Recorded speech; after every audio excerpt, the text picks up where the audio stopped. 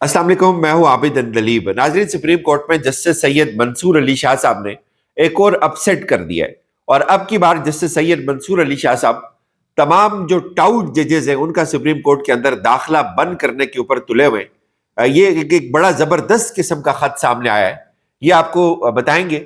और मंसूर अली शाह साहब जब तारीख लिखी जाएगी, और वैसे हर गुजरता दिन एक तारीख लिख रहे, तो उसमें सुप्रीम कोर्ट की इज्जत वकार की खातिर जो शख्स आखिरी वक्त तक खड़ा रहा वो लिखा जाएगा कि जस्टिस सैयद मंसूर अली शाह साहब थे। जिस शख्स ने अपनी चीफ जस्टिसशिप को कुर्बान कर दिया लेकिन असूल के ऊपर समझौता नहीं किया, तो वो जस्टिस सैयद मंसूर अली शाह साहब होंगे। और उसके बाद जस्टिस मुनीब अख्तर साहब होंगे। जस्टिस मंसूर अली शाह साहब ने बहुत सारे खत लिखे। एक खत तो उन्होंने याहिया अफरीदी को लिखा, फिर दूसरा खत लिखा, फिर उसके बाद एक और खत लिखा, लेकिन उससे बात बनी नहीं। जस्टिस याहिया अफरीदी साहब ने वही किया जो शायद वो करने का कहीं कमिटमेंट दे के आए होंगे, या जो उनके हवाले से बातचीत चल रही थी कि हुकूमती ईवान ये बता रहे थे कि उसमें वो ऑन बोर्ड है, जब वो चीफ जस्टिस बन जाएंगे तो फिर ऐसा वैसा कुछ भी नहीं होगा, फिर जब जो हुकूमत चाहेगी सब वैसा वैसा होगा। और एग्जैक्टली सब वैसा वैसा ही हो रहा है। लेकिन अब जी जस्टिस मंसूर अली शाह साहब ने खत लिखा है जमाल खान मंदोखेल साहब के नाम। यानी मंसूर अली शाह साहब ने यह फैसला कर लिया कि एक एक को बेनकाब करना है, एक एक को गंदा करना है। और उन्होंने अब यह खत लिखा है कि पाकिस्तान की अदलिया इस वक्त तारीख के सबसे कमजोर तरीन दौर से गुजर रही है। और इसमें कोई शक नहीं है कि जब जज कंप्रोमाइज हो जाएं तो निजाम इंसाफ गिर जाता है और अदलिया उस वक्त कमजोर तरीन होती है, बल्कि अदलिया का जो तशख्खुस या जवाज होता है वही खत्म हो जाता है। वो ये कहते हैं कि मेरी राय में जब तक जुडिशियल कमीशन के रूल्स नहीं बन जाते तो हम जजेस को अपॉइंटमेंट नहीं दे सकते सुप्रीम कोर्ट के अंदर या किसी भी हाई कोर्ट के अंदर। 26वीं तरमीम से पहले जजेस की तैनाती में अदलिया का अहम किरदार था, मगर अब यह तवाजन बिगड़ चुका है। अब जजेस तैनाती में एग्जीक्यूटिव का किरदार बढ़ चुका है। जुडिशियल कमीशन की तश्कील में गैर मामूली तब्दीली से आला अदलिया में जजेस की सियासी तैनातियों, कोर्ट पैकिंग और ऐसे जजेस की तैनातियों का खतरा है जो कानून की हाकमियत के नजरिए पर कामिल यकीन नहीं रखते। जस्टिस मंसूर अली शाह साहब ने जो भी 2 नंबर जजेस को सुप्रीम कोर्ट में या हाई कोर्ट के अंदर लाए जाने के एक खौफनाक मंसूबा इस वक्त बनाया है इस हुकूमत ने, उसमें उन्होंने खबरदार कर दिया है तमाम सुप्रीम कोर्ट के जजेस को। जमाल खान मंदोखेल साहब को लिखते हैं कि आइन का आर्टिकल 175 जो है, 175A जुडिशियल कमीशन को रूल्स तश्कील देने का इख्तियार देता है। रूल्स के बगैर जजेस की तकर्री के लिए जुडिशियल कमीशन के तमाम इकदाम गैर आईनी तस्वर किए जाएंगे। उन्होंने यह भी कहा है कि यह जो मैंडेट है जजेस की तकर्री का, यह हमेशा से अदलिया के पास रहा है। जजेस की तकर्री का जो मैंडेट है यह अदलिया के पास रहा है, लेकिन इस 26वीं आईनी तरमीम ने जो ताकत का तवाजन है उसको बिगाड़ कर रख दिया है। लिहाजा वो ये कहते हैं कि इससे अब क्या होगा, इस 26वीं आईनी तरमीम के बाद जो जुडिशियल कमीशन में एग्जीक्यूटिव को अक्सरियत दी जाएगी, उससे क्या होगा, 2 नंबर जजेस ऊपर आ जाएंगे। उससे यह होगा कि सियासी तैनातियां बढ़ जाएंगी, और जिसकी वजह से शफाफ रूल्स के बगैर तैनातियों से आवाम का अदलिया पर एतमाद मुतासर होगा, और रूल्स के बगैर तैनातियों से अदलिया की आजादी भी मुतासर होगी। जजेस की तैनातियां मजबूत इस्तेदलाल की बुनियाद पर होनी चाहिए, ना कि सियासी वजूहात की बुनियाद पर। ऐसे रूल्स बनाए जाएं जो अदलिया की आजादी, मेरिट की बुनियाद पर जजेस की तकर्रियों को यकीनी बनाए। यह खत लिखा है जी जस्टिस मंसूर अली शाह साहब ने जस्टिस जमाल खान मंदोखेल साहब को। लेकिन अब इसका जो क्रक्स है वो मैं आपके सामने रखता हूं कि वो क्या है। इस वक्त सुप्रीम कोर्ट अमली तौर पर 3 धड़ों के अंदर तकसीम हो चुकी हुई है।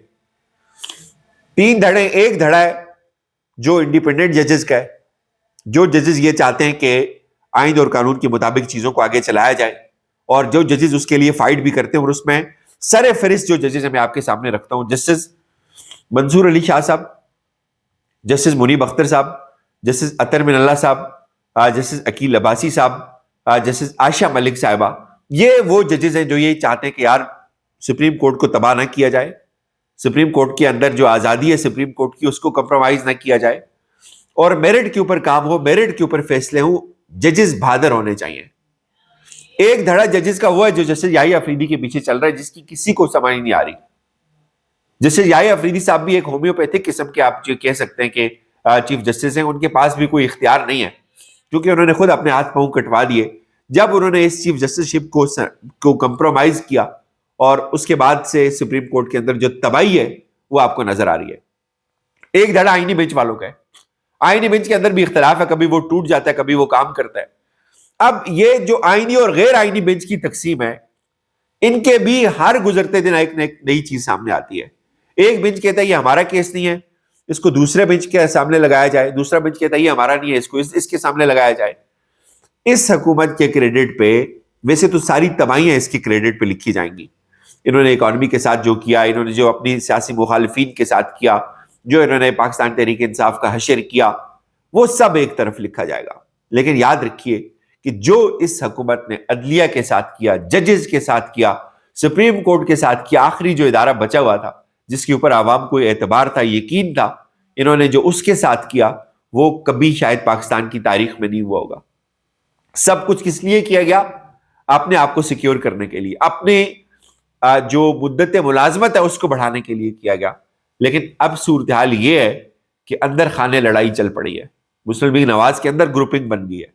جو ہمیشہ مسلم لیگ نواز نے دوسروں کے لیے کھودا، یہ خود اس گڑھے کے اندر گرے، اور اب ایسے لگتا ہے کہ ایک دھڑا نون لیگ کا یہ کہتا ہے کہ چھوڑو حکومت، ہم سے پرفارم نہیں ہو رہا، ہمارا مینڈیٹ نہیں ہے، اور دوسرا دھڑا کہتا ہے یار نہیں، ہم حکومت نہیں چھوڑ سکتے، اب حکومت اگر ہم نے چھوڑ دی تو ہمارے پاس کچھ بچے گا نہیں۔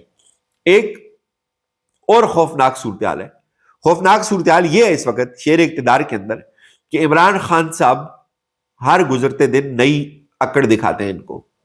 جب ان کو عمران خان اکڑ دکھاتے ہیں تو یہ بیچارے کہتے ہیں کہ عمران خان کے ساتھ صلح نہیں ہونی چاہیے۔ جو اوپر ان کے بیٹھے ہوئے وہ کہتے ہیں کہ بھائی اب بات چیت کرو، اب اپنا بوجھ خود اٹھاؤ، اب آگے آؤ، چیزوں کو آنرشپ لو، چیزوں کی ذمہ داری لو۔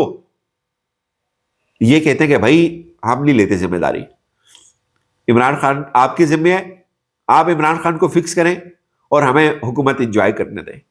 عمران خان بھی فکس نہیں ہو رہا، حکومت بھی نہیں چل رہی، یعنی اس وقت جو معاملہ ہے وہ بالکل پھنسا ہوا ہے پاکستان کا نظام، اور پاکستان کے نظام کا گلا گھونٹ کے رکھ دیا ہے اس ایک شخص نے جس کا نام عمران خان ہے۔ وہ کیسے گھونٹ دیا اس نے؟ وہ کہتا ہے کہ سول نافرمانی کریں گے، وہ یہ کہتا ہے کہ ہم باز نہیں آئیں گے، وہ یہ کہتے ہیں کہ ہم پیچھے نہیں ہٹیں گے، عالمی عدالت تک مقدموں کو لے کے جائیں گے، ہم آپ کے ساتھ سمجھوتا نہیں کریں گے، ہماری ہڈیاں جیل سے باہر نکل سکتی ہیں لیکن ہم کوئی سمجھوتا کر کے جیل سے باہر نہیں جائیں گے۔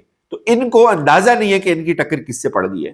یہ سوچتے تھے کہ سختی بڑھا دیں گے، اے سی بند کر دیں گے، پکھے اتار دیں گے، تو فرش پہ سلا دیں گے، کیڑوں کے ساتھ سلا دیں گے تو شاید ٹوٹ جائے گا، شاید پیچھے ہٹ جائے گا، بات مان لے گا۔ وہ بندہ اس کو ٹس سے بس نہیں ہو رہی۔ یعنی آپ سوچیں پارٹی کے اوپر باہر کتنا ظلم ہوا ہے۔ یہ ضرور سوچیے گا کہ پاکستان تحریک انصاف کو توڑنے کے لیے، عمران خان کو توڑنے کے لیے سب کچھ کیا، جو باہر کے ظلم ہے آپ سوچ لیں، گولیاں ماری گئی، لوگوں کو مارا بھگایا، سب کچھ ہوا، کاغذات چھینے، گھر توڑے، کاروبار تباہ و برباد کیے لوگوں کے، یہ باہر آپ کو نظر آ رہا ہے، جو میڈیا رپورٹ کر رہا ہے۔ یہ کس لیے ہو رہا ہے؟ کہ عمران خان کھڑا ہے۔ اس عمران خان کو توڑنے کے لیے اندر کیا کچھ ہوا ہوگا، صرف اندازہ لگائیں۔ اگر باہر اس ظلم کی انٹینسٹی یہ ہے کہ آپ نے چار دیواری کو پامال کر دیا، آپ نے کنٹینر سے بندہ اٹھا کے نیچے پھینک دیا، عورتوں کو، خواتین کو، ان کی عزت کی لاج آپ نے نہیں رکھی۔ یہ باہر جس کو میڈیا نے رپورٹ کیا، کاروبار گر رہے ہیں لوگوں کے، پلازے گر رہے ہیں لوگوں کے، یہ اس لیے ہو رہا ہے کہ وہ لوگ عمران خان کے ساتھ کھڑے ہیں۔ اب جو بندہ خود اس ساری چیزوں کی وجہ ہے جیل کے اندر، اس کے ساتھ کیا کچھ ہوا ہوگا جو رپورٹ نہیں ہوا، جہاں کوئی کیمرہ نہیں ہے، جہاں صرف فرشتے یا خدا کی ذات ہے یا عمران خان خود ہے یا وہ سب جو کرنے والے ہیں۔ ذرا تصور میں لائیں کہ وہاں کیا کچھ ہوا ہوگا جو اب تک نہیں پہنچا۔ اجازت دیجیے، اپنا خیال رکھیے گا، خدا حافظ۔